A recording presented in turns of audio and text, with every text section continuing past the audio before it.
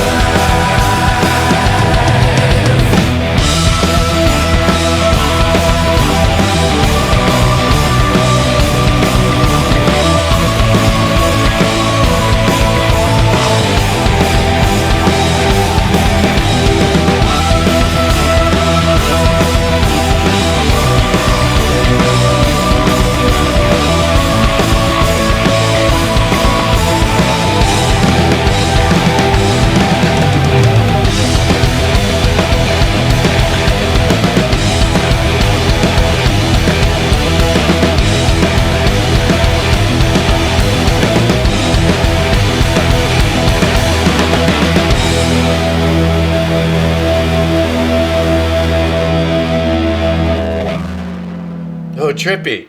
They're just letting this fry off to the end. It literally sounds like a fry off. Oh, I like that.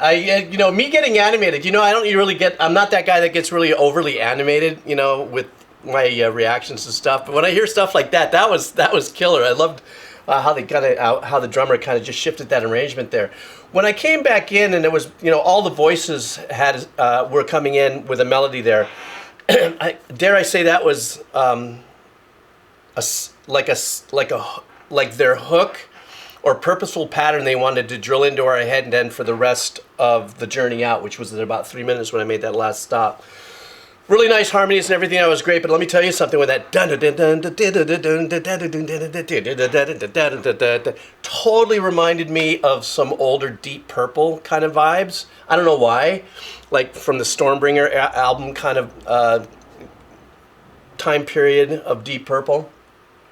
And so that I really sunk my teeth into. And for that last 3 minutes, they just kept repeating that pattern.